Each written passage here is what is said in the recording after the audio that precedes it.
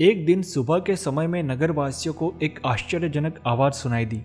नगरवासियों, दुखों से मुक्ति पाने और रातों रात अमीर होने का एक दुर्लभ अवसर। गांव की सीमा पर कल्प वृक्ष का केवल एक रात के लिए आगमन। अपने दुखों की गठरियां बांधकर आधी रात को गांव के बाहर दुर्गम जगहों पर फेंक दो और सूर्योदय से पहले अपनी सारी खुशियां गांठ बांधकर घर लौट आओ। रातों रात सुखी और अमीर होने का यह मौका न चुके। जांच करने पर पता चला कि यह आकाशवाणी थी। यह घोषणा सूर्यास्त तक दोहराई जाती रही। जिज्ञासा, संदेह और अविश्वास, सब कुछ विश्वास में बदल गया, क्योंकि दुनिया में हर कोई असंतुष्ट और दुखी है। इतना ही नहीं, हर कोई खुशी की चाहत रखता है। नगरवासी काम पर लग गए। खोज खोज के दुख की गठरियां बांधी।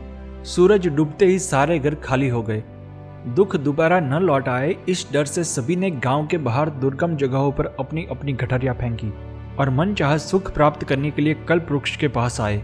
सभी ने जल्दी ही अनगिनत खुशियों की गठरियां बांधी और सूर्यास्त से पहले अपने अपने घर लौट आए।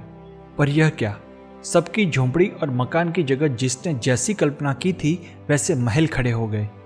महल के अंदर सबकी इच्छा के अनुसार फर्नीचर, सोने के बर्तन, हीरे, मोती, माणिक जड़ित आभूषण और वस्त्र रखे हुए थे।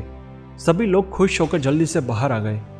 वह अपने आड़ोस पाड़ोस के लोग के साथ अपनी खुशियां बांटने लगे। यहीं से नए अदृश्य दुख का प्रवेश हुआ।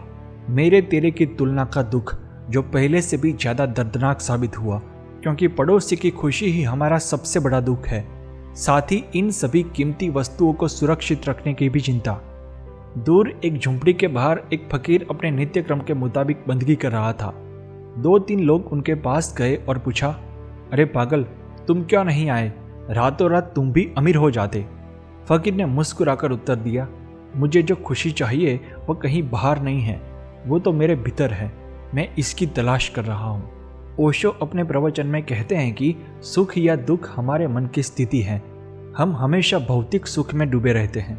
एक दुख दूर हो जाता है और उसके स्थान पर एक अप्रत्याशित नया दुख प्रकट हो जाता है। सुख दुख की इस उथल पुथल में शरीर और मन से परे आत्मा को पहचानने की हम सोचते ही नहीं। लेकिन याद रखें, आत्मानंद ही ब्रह्मानंद है। दूसरी कहानी। एक बार एक पर्यटक यात्रा करने के लिए चीन गया। यात्रा के दौरान उसने एक प्राचीन शहर के चौराहे पर लोगों की भीड़ देखी।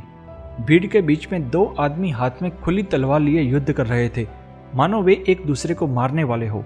लेकिन असल में कुछ नहीं हो रहा था। मानो कोई फिल्म का शूटिंग हो रहा हो या मानो कोई खेल खेला जा रहा हो। दोनों के चेहरे पर गुस्से का कोई भाव नहीं था। आंखें स्वस्थ एवं शांत थी। दोनों में से कोई भी घायल नहीं हुआ। लोग भीड़ लगाकर यह देख रहे थे। नया नया आया पर्यटक कुछ ही मिनटों में यह सब देखकर बोर हो गया, क्योंकि लड़ाई में उत्तेजना जैसा कुछ ना कुछ तो होना ही चाहिए, तभी मजा आता है। अचानक दोनों प्रतिद्वंदियों में से एक को गुस्सा आ गया। उसका चेहरा गुस्से से लाल हो गया। उसकी आंखों से आग बरसने लगी। यह देखकर भीड़ एकदम से तितर बितर हो गई। लड़ाई खत्म हो गई। पर्यटक यह सब देखकर स्तब्ध रह गया। उसको कुछ पता ही नहीं चला कि यह लड़ाई अचानक खत्म कैसे हो गई।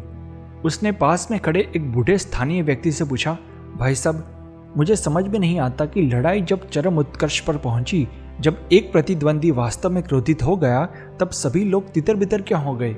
लड़ाई खत्म क्यों हो गई? लड़ाई तो तब शुरू होनी चाहिए थी। उस बूढ़े व्यक्ति ने हंसकर उत्तर दिया, भाई साहब, दरअसल ये दोनों तलवारबाज लाओ त्सु के ताओवादी शिष्य हैं। यह ताओ की शिक्षण पद्धति है। जैसे ही प्रतिद्वंदी क्रोधित हो जाता है, वह हार जाता है।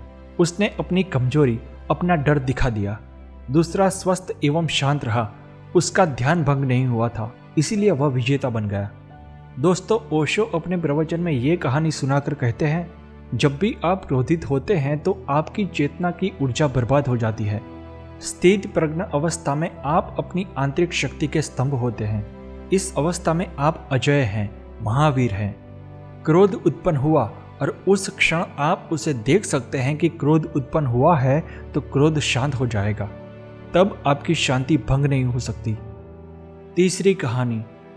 एक बार तिब्बती रहस्यवादी मारपा को एक आदमी ने प्रश्न पूछा कि मृत्यु के बाद आप कहाँ जाएंगे, स्वर्ग में या नरक में? मारपा ने तुरंत उत्तर दिया, मैं निश्चित रूप से स्वर्ग ही जाऊंगा। उस आदमी ने हैरान होकर पूछा, आप इतने निश्चित रूप से कैसे कह सकते हैं कि आप स्वर्ग में ही जाएंगे? भगवान ने अपने मन में आपके लिए क्या सोचा है वह आप नहीं जानते। मारपा ने उत्तर दिया, भगवान ने मेरे लिए क्या सोचा है इसकी मुझे चिंता नहीं है। मैं तो बस इतना जानता हूँ कि मेरा स्वर्ग हमेशा मेरे साथ है और हमेशा मेरे साथ ही रहेगा, क्योंकि मैं जहाँ भी जाऊँगा खुश रहूँगा और वही मेरे लिए स्वर्ग है। इसीलिए चाहे मुझे स्वर्ग में डाला जाए या नर्क में, इससे मुझे कोई फर्क नहीं पड़ता, बल्कि यह बात ही मेरे लिए असंगत है। ओशो अपने प्रवचन में कहते हैं कि न तो दुख का कोई कारण है और न ही खुशी का कोई कारण है।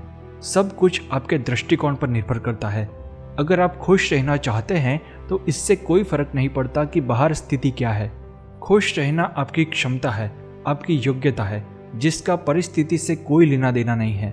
लेकिन अगर आप दुखी होना चाहते हैं तो आप अच्छी या बुरी हर स्थिति में दुखी होंगे। अगर आपको स्वर्ग भी भेज दिया जाए तो वहां भी आप दुखी होने का कारण खोज ही लोगे।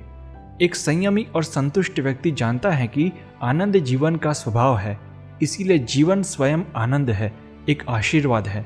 खुश रहने के लिए अन्य कारण ढूंढने की जरूरत नहीं है। लेकिन जो व्यक्ति लालची और भोगी होता है वह यह भ्रम में होता है कि धन, बंगला, स्त्री आदि से ही सुख मिलता है। दरअसल वह धारणा गलत है। खुश रहने के लिए सरल, सहज और प्राकृतिक जीवन जीना चाहिए। दोस्तों, अगर आपको ये कहानी अच्छी लगी हो तो वीडियो को लाइक और चैनल को सब्सक्राइब करिए। आपका यह योगदान मेरे लिए मूल्यवान है। धन्यवाद।